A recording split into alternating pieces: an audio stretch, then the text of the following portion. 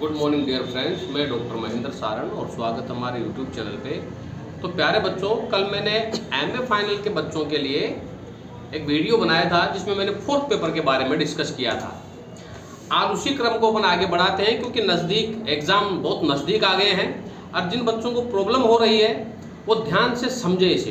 देखो, Indian writing वाला जो पेपर है, सबसे पहली बात एमए फाइनल में सबसे स्कोरिंग जो पेपर है वो है हमारा fourth paper Indian writing and translation का। ठीक है, इसमें 3 सेक्शन है, सेक्शन ए, बी और सी।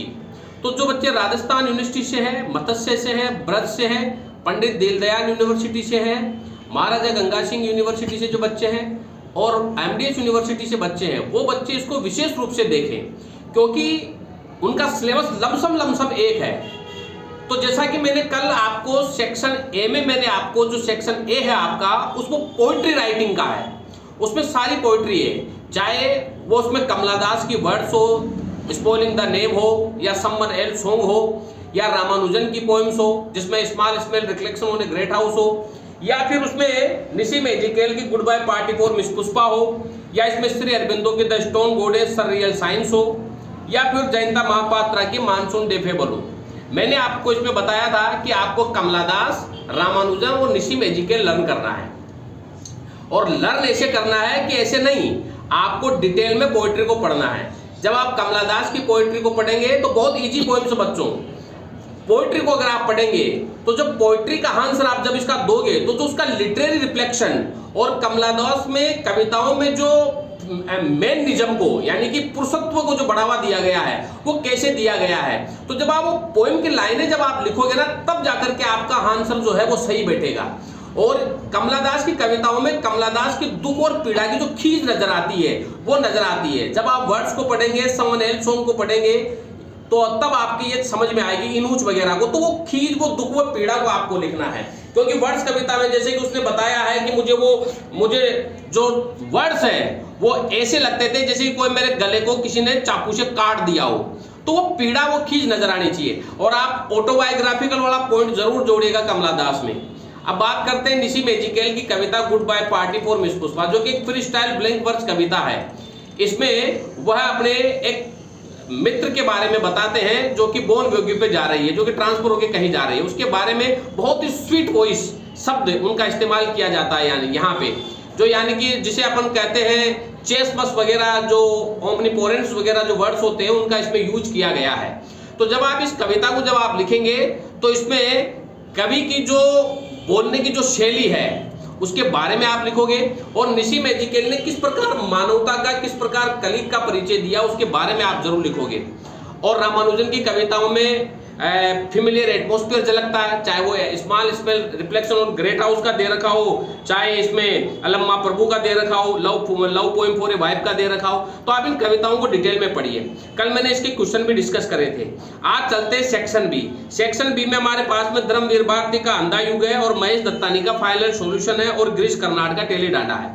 हमें सेक्शन बी में से अंधा युग और टेली डांडा पढ़ना, फाइनल सॉल्यूशन नहीं।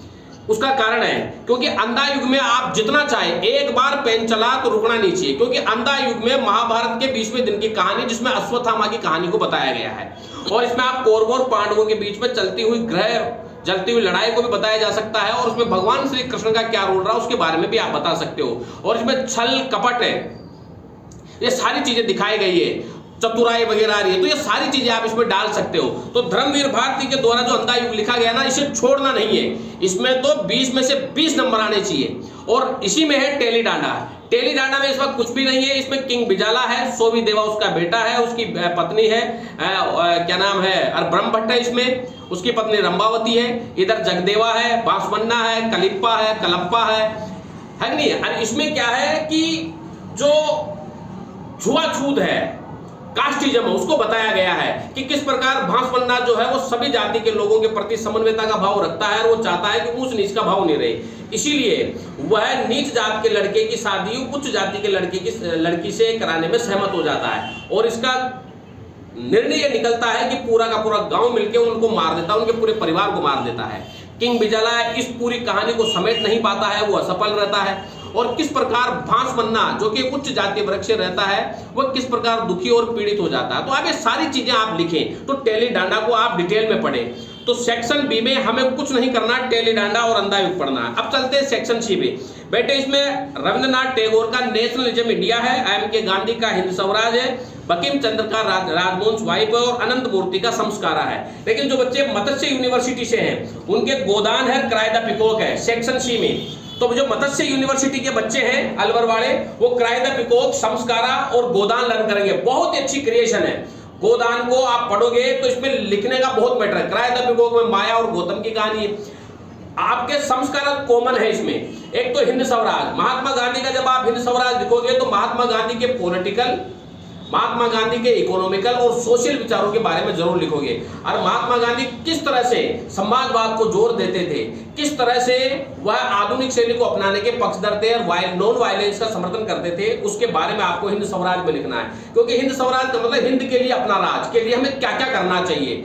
तो इसमें स्वावलंबन की भावना, पंचुअलिटी की, सेल्फ रिलायंस की भावना, महात्मा गांधी के द्वारा हार्ड वर्किंग की भावना, सेल्फ डिपेंडेंस की भावना, सेल्फ डिसिप्लिन की भावना, इन सारी चीजों को इसमें बताया गया है। तो ये सारी चीजें लिखे। संस्कारा में इसमें नारायणप्पा की कहानी है, चंद्री की कहानी है, परनेसाचार्य की कहानी है। तो आप जब इसको डिटेल में पढ़ोगे तो आपको इसमें पता चलेगा कि एंशिएंट टाइम की कहानी है दुर्वासा ब्राह्मणों की, जिसमें अनंत मूर्ति ने बहुत अच्छा बनाया, जिसमें समग्रा और दुर्वारा ब्राह्मण रहते हैं और किस प्रकार नारायणप्पा उनके इंसल्ट करता है और किस प्रकार परनेसाचार्य धर्म को जो पोल्यूट करके जो पैसा कमाते हैं उनके खिलाफ जाते हैं और वो धर्म का सही प्रचार करने के लिए कहते हैं। और किस प्रकार नारायणप्पा, किस प्रकार जो चंद्री है उसके संपर्क में परनेसाचार्य आते हैं, किस प्रकार फिर उसके रिलेशनशिप में जाते हैं, उस चीज को इसमें बताया गया है। तो जो बच्चे राजस्थान यूनिवर्सिटी से दे रहे हैं वो हिंद स्वराज, राजवंश वाइफ और संस्कारा। राजवंश वाइफ में हिमांगिनी और मतांगिनी दो बहनों की कहानी है, जहां पर दोनों बहनें बड़े प्यार से रहती है। लेकिन जो हिमांगिनी का पति जो है वह किस प्रकार मतांगिनी के पति को मारना चाहता है माधव को, उसकी कहानी को इसमें बताया गया है। हालांकि मैं आपको इसमें क्वेश्चन को भी डिटेल में मैं आप लोगों को बताऊंगा कि किस तरह से क्वेश्चन आएंगे, उसके पॉइंट क्या होंगे। लेकिन एक बात जरूर में ध्यान में रखिए, आप एग्जाम देने से पहले इनके लॉन्ग आंसर आप जरूर एक बार लिख लें ताकि आपको मार्किंग अच्छी हो सके। तो जो एमए फाइनल के बच्चे हैं वो ध्यान रखें। सेक्शन ए में हमारे पास निसीम एजिकेल, कमला दास और रामानुजन है। सेक्शन बी में अंधा युग है और टेलीडांडा है। सेक्शन सी में हिंद स्वराज, राजवंश वाइफ और संस्कारा है। लेकिन जो बच्चे मत्स्य यूनिवर्सिटी से हैं उनके वही कहानी है, केवल गोदान और क्राय द पिकॉक अलग है सेक्शन सी में। ठीक है, तो इसी तरह से लर्न करें। और जिन बच्चों के पास में अगर मैटर नहीं है और सीरीजों से तैयारी कर रहे हैं वो सीरीजों से न करें, मैटर यहाँ से उपलब्ध हो जाएगा और हैंड रिटन और प्रिंटेड मेरे द्वारा तैयार किए हुए नोट्स मिलेंगे जिसमें पूरी डिटेल लिखी रहेगी ताकि आपको नंबरों में फायदा रहे। मेरे फोन नंबर है 9928669902 8963043837। Thank you very much.